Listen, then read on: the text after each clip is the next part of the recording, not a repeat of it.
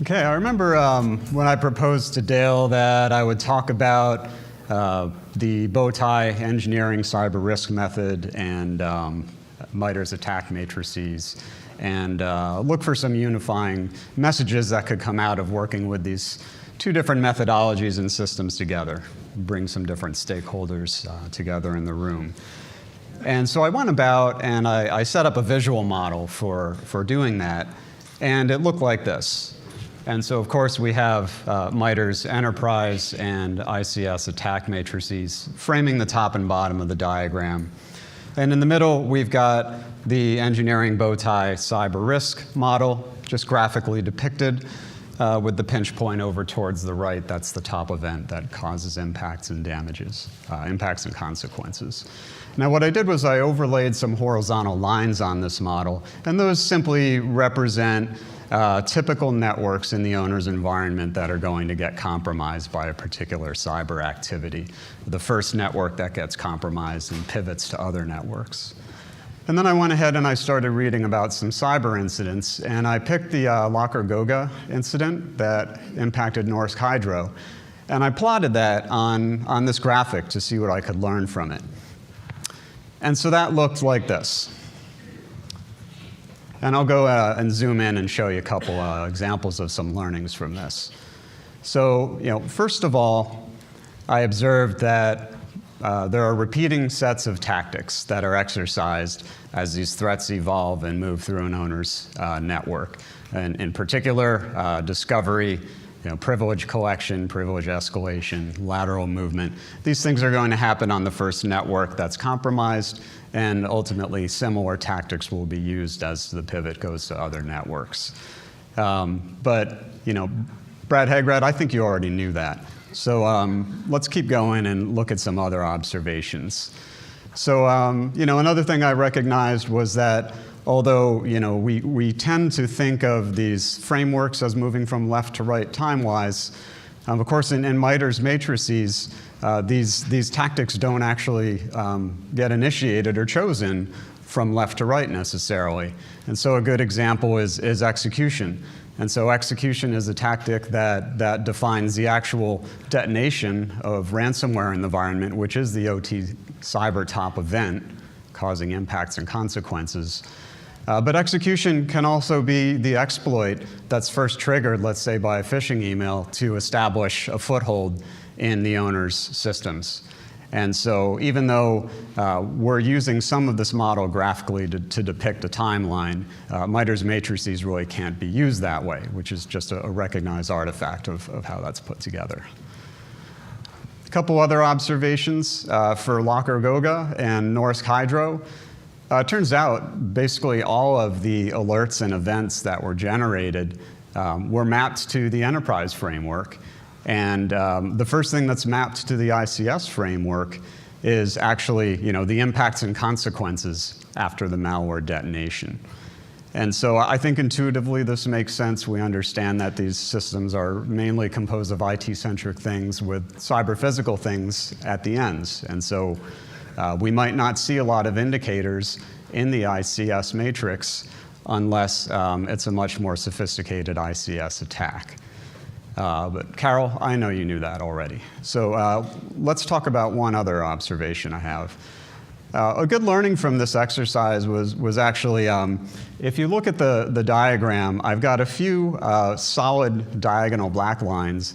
And that's actually the data in MITRE's attack framework associated with the Locker-Goga attack on Norsk Hydro. Now, there are a lot of other diagonal lines on the chart, and those are all the other things that we think happened, but they're not actually cataloged in the attack framework. And so what we recognize is that the industry experts, many of whom have spoken at S4, provide forensic data to MITRE to catalog in their framework. But if there's no forensic data for certain steps in that kill chain, then MITRE doesn't necessarily catalog the things that could happen or are very likely to have happened or happen in various ways. And so whether you're planning security controls for an environment or setting up alerts and correlations, you know you need to go to a lot of other data sources to read about any of these example attacks if you want to set up defenses or detections around them. So these were all interesting things, and I thought that's really what I was going to be presenting to you today on was more of this. And you know, I looked at another cyber attack and I thought, well, let's walk through another one. But when I was looking at MITRE's matrices, I saw some issues, some inconsistencies and things, and I decided that that would be more interesting to share with you. And so I'm going to look at a little bit more at just the MITRE attack framework and some issues I found there. So, you know, one issue is missing techniques, and this is just an easy example. Wireless compromise, of course, it's a great tactic for initial access in, for example, an ICS system where there might be a wireless hotspot. But oddly, wireless compromise isn't cataloged in the enterprise matrix. And we're certainly aware there's a lot of wireless access in office and enterprise environments. So I thought that was a bit of an odd gap. And if you think about all the potential wireless platforms between office and manufacturing environments, there are a lot of candidates, and there are probably a lot of different hacking techniques that can be exercised against some of these platforms. You can Google ISA 100 and wireless HART today, and there are published white papers on how to hack them. But interestingly, that's not mapped in MITRE either. So there's some gaps here that could be filled. Another example is more of the interpretation or the usage of some of these techniques. And so, you know, exploitation of remote services, an example of this would be the SMB-v1 vulnerability. It's correctly characterized in the enterprise framework as lateral movement, and it's described for some cyber attacks appropriately. But when you look at exploitation of remote services in the ICS framework, it's characterized as initial access, which I think is a bit odd, because if someone's pivoting between networks in the target environment, then lateral movement should actually be lateral movement, whether it's where you start or whether it's where you end. It should actually be characterized the same. And of course, a better example of initial access in an industrial environment would be the wireless compromise that we previously talked about. There's no cyber foothold yet until they make that actual first step.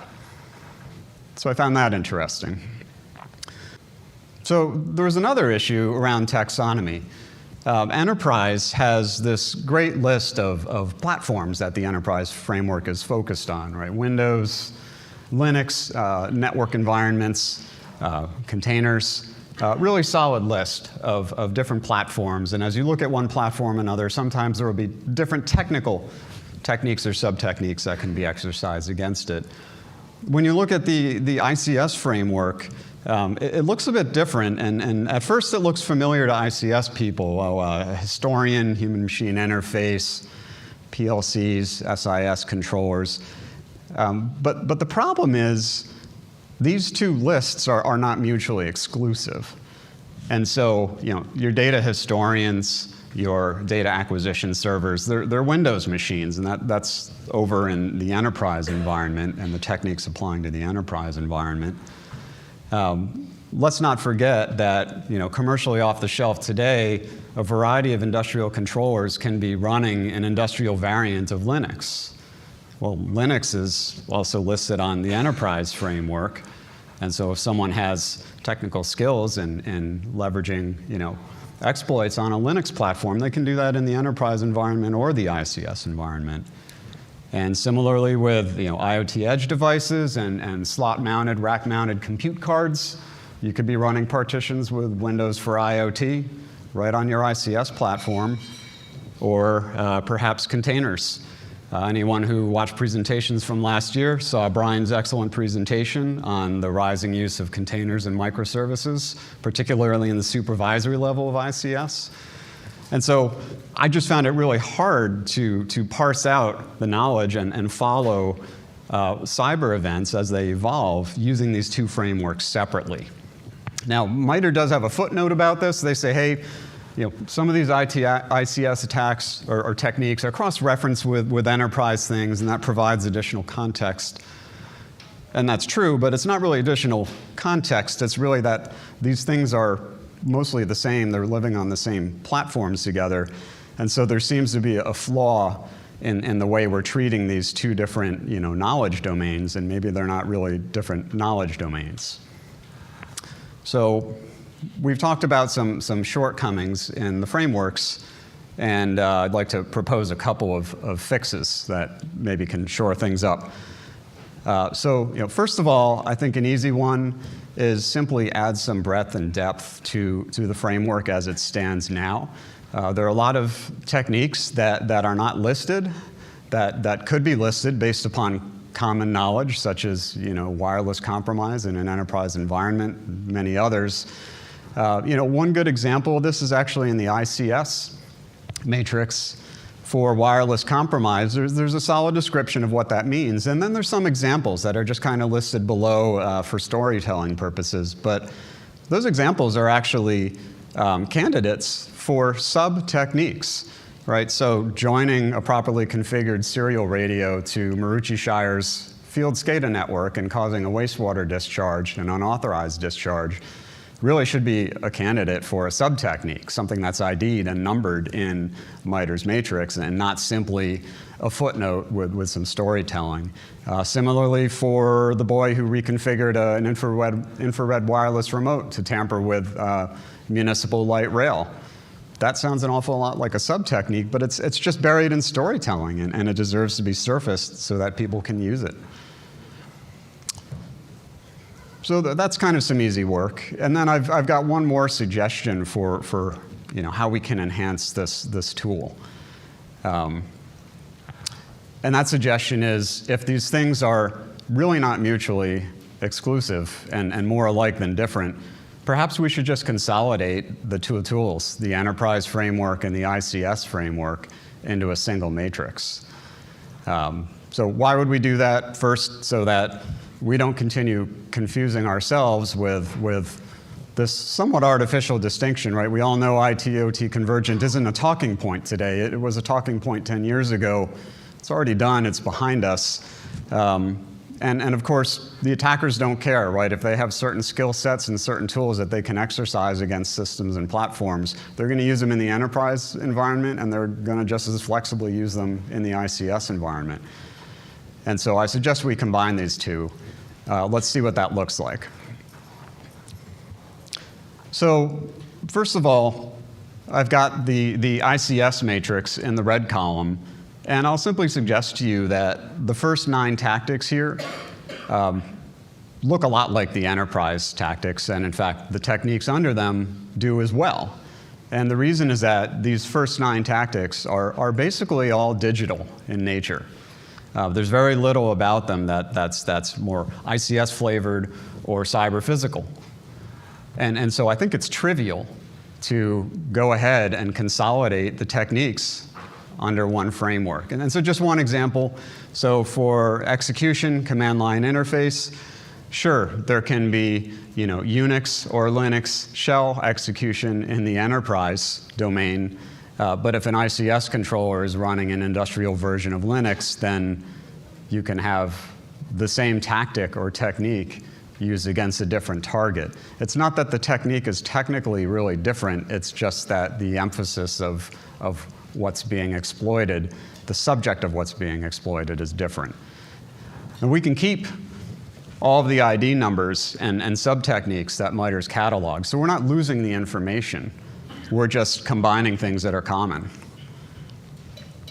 Now, there are a couple of tactics in the ICS framework that really feel much more ICS, that really have cyber-physical impacts and consequences. So inhibit response function, impair process control. We should spend a minute talking about how we could treat them in this consolidated world. And so first we'll just look at inhibit response function. I've got all the techniques here. Reminder with the gray arrows that there is some cross-mapping, a one-to-many relationship. These techniques can be used for enterprise purposes, and normal artifact of MITRE, things should be mapped one-to-many. And when we look at inhibit response function, we see a lot of seemingly solid ICS-centric techniques that make us feel good that the category is well represented. But if we also pull up the other tactic in pair process control, we get back into this area where the water seems a bit muddy and where it's a little harder to say that one of these columns is mutually that different from the other. Right? So spoofer reporting message, blocker reporting message, brute force I/O, manipulate I/O, tamper with module firmware, tamper with system firmware, tamper with device firmware. I'm not saying all these things are identical, but they're much more similar than they are different. And it begins to feel, when you look at these two side by side, that in fact maybe they should all live under the same tactic, and it's just the intent of using one or the other differs. The middle column is very heavily biased towards tampering with the supervisory environment in ICS, whereas the other column is very much focused on tampering to cause cyber-physical harm. I'll point out one other thing here, a bit of an opportunity. In the ICS framework, there's a tactic called command and control, and it's remarkably underutilized. I expected to see a lot of things in red here under command and control, but they weren't. And so my suggestion is actually that when we consolidate these two frameworks together, we take all these cyber-physical techniques and we just move them under command and control. And I'll go ahead and broaden it a little and say, let's call this command and control and disrupt and mislead. And so generally all the things that are characterized in these two stacks are some version of command and control when you're focused a little more on cyber-physical, and disrupt and mislead when you're using some of these same techniques to affect more of the supervisory view of the environment. So we've just consolidated the majority of these two frameworks, but we haven't talked about impacts yet. So let's go ahead and look at that. You know, what can we do with impacts? And so we'll start with a new slide, and I've just moved our consolidated framework over to the side. And I'll go ahead and pull up the ICS impacts. And as I looked at the list of impacts, first of all, it's a good list, and we can kind of shuffle a couple things around it and add to the list. But when I looked at it, they're really not tactics and techniques as much as they're cyber-physical objectives.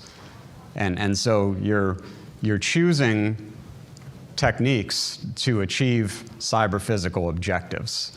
And I think it's important to make the distinction between having an objective that drives your actions versus choosing your specific actions. And so maybe it's less of a concern that we even call them impacts at all. Now what's driving the cyber-physical objectives? Well, that's actually this other important list of mission goals. And so the threat actor, or the people who hire the threat actor, are really trying to cause these corporate mission goals. They're not digital mission goals anymore. They want to see loss of reputation, interruption of production, jeopardizing product quality, environmental release, and regulatory fines. These are corporate or business goals that drive the threat actors to choose cyber-physical objectives. Once they choose their cyber-physical objectives, then they go in. They don't browse the framework. They have their own toolbox. But then they start selecting tools that are reflected in the tactics and techniques in the framework. So, does this make a difference in how the framework might actually be used? There's one other note here. You could also look at the enterprise impacts, and you could say, well, the enterprise impacts are also really just objectives, but instead of cyber-physical objectives, they're purely digital objectives, right? Like data theft, things of that nature. So how does this use in the real world, or how would this change how it's used in the real world? It probably doesn't change our messaging too much. We keep telling security operations that they're going to get digital events, alerts and events, and it's not enough to respond to them. They have to have the context of where these events originated. And so standard messaging, they get an alert or an event, they need to cross-reference it with their asset database to determine if the event originated in, let's say, an IT or OT zone. And here we go with our divide again, IT and OT. But the thing is, MITRE can't tell the owner what's in the IT zone and what's in the OT zone, and I certainly can't. that's something that every owner has to decide, and it's not a decision that division isn't made purely based upon network boundaries and zones and conduits. That's really an organizational decision, that there are certain network zones that mainly answer to information security and business needs, and there are other network zones that answer to cyber-physical business cases, and they have different stakeholders, they have different rules to follow and goals to achieve and how they run their business. And we know in OT, if you've got a cyber incident, you may not be able to respond to it the same as you do in a corporate environment. And so again, the message isn't really any different. If the alerts are ringing and they're purely, we'll say, IT-centric or InfoSec-centric, you're going to ring your traditional bells and have your security operations and potentially an incident response oriented towards InfoSec, as you always do. And if you have alerts that are originating in what turns out to be an OT zone, well, you're going to, my recommendation is you actually set up a cybersecurity dashboard for your OT stakeholders. So, it's not enough to be running a security operation and inform manufacturing that malware shut everything down, because manufacturing already knows that, and it's too late, right? And so what we want to do is have a dashboard that's tuned towards manufacturing purposes, where they become co-participants in the conversation, where they say, okay, well, you're telling me that there's an evolving threat. It's already been an enterprise, but as of this morning, we're starting to see similar activities on the OT side, and maybe it hasn't become a major incident yet, but maybe in manufacturing, I may want to, if it sounds concerning enough, I might want to go out of a full supervisory control mode and maybe take some units or processes or lines into more of like a local automated mode, and potentially consider an IT-OT disconnect, something that can actually avert or prevent the threat activity from further evolving on the OT side.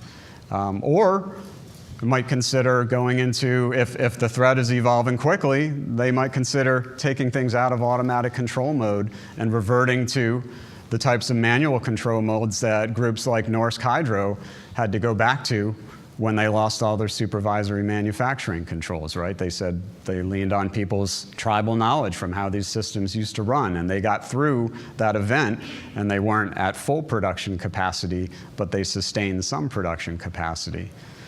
And so not only do we want to use this dashboard to give manufacturing a head up and potentially avert the worst impacts and consequences, but as they become aware that people are not only paying attention to their environment, but are eager to hear about potential concerns in their environment, you may get a lot more human alert and event sources.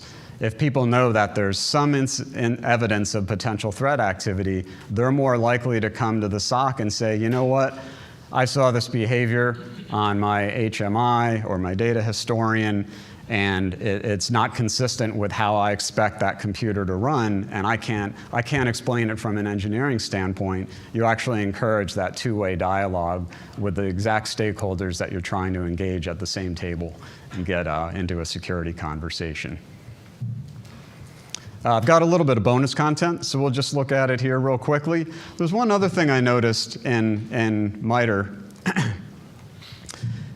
And so when I was looking at the incidents and how the impacts and consequences are described, I noticed one thing that bothered me, specifically with Norsk Hydro and Lacher Goga, which is that it was characterized as a loss of control in the framework. And those of you who've worked with ICS systems can really get a bit of a feeling in the pit of your stomach when you think about loss of control or out of control scenario. And it seems very applicable to what's been reported to have happened at the German steel mill. But maybe it's not exactly as applicable to what happened at Norsk Hydro. And so, I suggest simply tightening up the language on the loss of control to really make it very much about loss of control, runaway, uncontrollable process.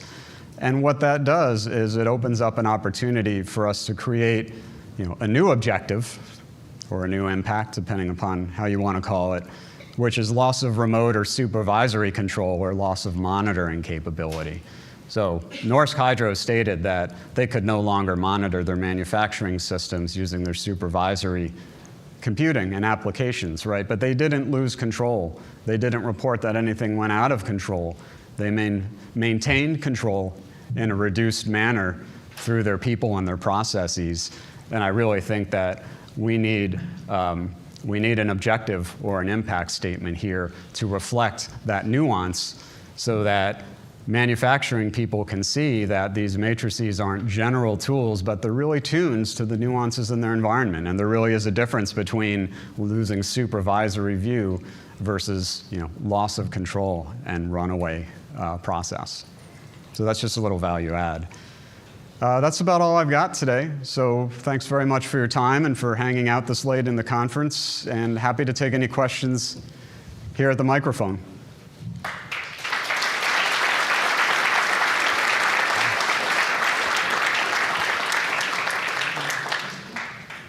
Hi, I'm Michael from WithSecure. Assuming you already pitched this at MITRE, what were their reaction? Because it's a good idea, actually. I haven't exactly pitched it. I did reach out and wasn't maybe able to reach the people who would be most interested in responding. But my hunch is that they're aware of the challenge of having these two separate tools, and I think they rely heavily on industry collaboration, so I'm giving them the benefit of the doubt that they would probably welcome some more input and effort from all the people in this room to help evolve that tool. On a side note to that, I know that when Mark Bristow set in, I know he has an agenda to reignite the work around the ICS part of MITRE, so I would probably reach out to Mark Bristow because he would appreciate that proposal. I appreciate the suggestion. I'll be glad to reach out to him. Thank you. I understand why you would want to integrate the two from an ICS perspective, but from a solely IT perspective, does that make sense? Do we need to have the complexity of a larger framework? Right now, I work with MITRE Attack for IT, and it works very well for us. Do we need to mess with that? I don't think I've advocated for changing the IT content that's in there, but simply enhancing it with what we used to call ICS content. And so I would maybe turn the question around to you and ask if there was this additional information, more, all of the 4-digit zero sub-techniques and not just the 1,000 techniques. Would it add any challenges to using that tool in a purely enterprise environment? I naively assumed it wouldn't, but I probably wouldn't know.